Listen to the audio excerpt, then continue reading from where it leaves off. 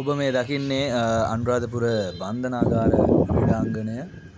ඉතින් තවමත් ජලය බැස ගිහිල් නෑ මේ ප්‍රදේශයෙන් අනුරාධපුර මල්වතුඔය පිටාර ගැලීම හේතුවෙන්.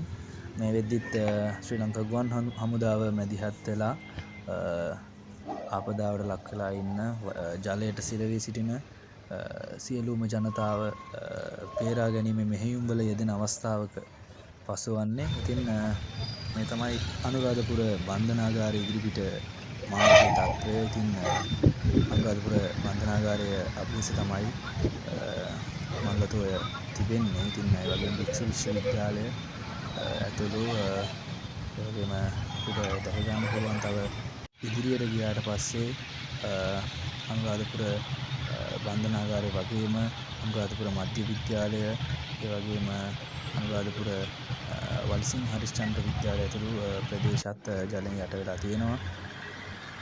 ඉතින් ඒ වගේම මේ දින කීපෙම ඇදහැළුණු අධික වර්ෂාපතනය හේතුවෙන් මම හිතන්නේ මෑත ඉතිහාසයේ පළවෙනි වතාවට අනුරාධපුර නගරය මේ ආකාරයෙන් ජලයෙන් යට වුණේ. ඉතින් ලංකා ඉතිහාසයේ විශාලතම සුළි කුණාටුව දිත්වා සුළි කුණාටුව මේ ආකාරයෙන් ශ්‍රී ලංකාව පුරාම වර්ෂාපතනය ඇදහැළෙමින් නායෑම් ඒ වගේම දැඩි ගංවතුර අධි ගංවතුර තත්ත්වයක්ට පත් වුණා. ඉතින් අපි මේ විදිහට ඔබට දර්ශන පෙළක් ගේන්නේ අනුරාධපුර දැන් තත්ත්වය. ඉතින් මේ තියෙන්නේ මෙතන අනුරාධපුර ඩිපෝ ඉදිරිපිට තියෙන බන්ධනාගාර ආපන ශාලාව. ඉතින් එයත් ඒ වගේම ඒ වෙල්යාය ඇතුළු ඒ අභියස තියෙන සියලුම ස්ථාන මල්වතුඔය පිටාර ගැලීම හේතුවෙන් යට වී ඇති ආකාරය තමයි ඔබ දකින්නේ. වර්ෂාව නැවතී තිබුණත් මේ ආකාරයෙන් ජලය තවමත් බැස ගිහින් නෑ. ඒ වගේම මෙතන මේ ඔබ දකින විවෘත විශ්වවිද්‍යාල ඉදිරිපිටෙන් මාර්ගය අඩි 3-4ක් පමණ ජලයෙන් යට වී තිබෙනවා. එතනින් එහා පැත්තට එහෙම නැත්නම් අනුරාධපුර මධ්‍ය විද්‍යාලය දෙසට ගමන් කිරීමට හැකියාවක් නෑ. මොකද ජලයෙන් යට වී තිබෙන නිසා ඒ ප්‍රදේශයම.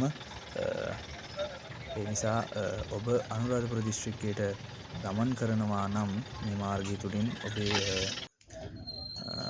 වාහන අරගෙන යනවා. ඔබ මේ දකින්නේ අනුරාධපුර මධ්‍ය විද්‍යාලය. මේ මධ්‍ය විද්‍යාලය මුළු විද්‍යාලයම ජලයෙන් යට වී තිබෙන ආකාරය තමයි ඔබ දකින්නේ.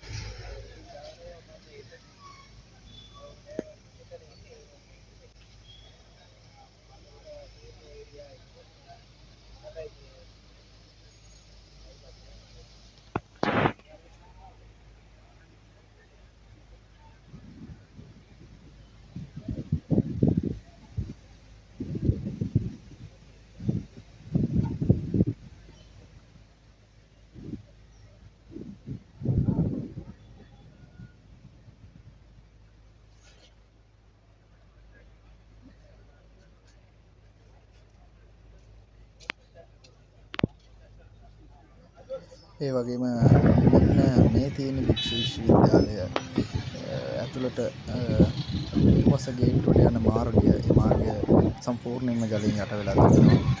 ඉතින් මේ තියෙන ජර්මන් පාලම දැනට නම් ජර්මන් පාලම උඩින් ජලය දමන්නේ නැහැ. ඉතින් මේක තමයි අනුරාධපුර නවතම තත්ත්වය.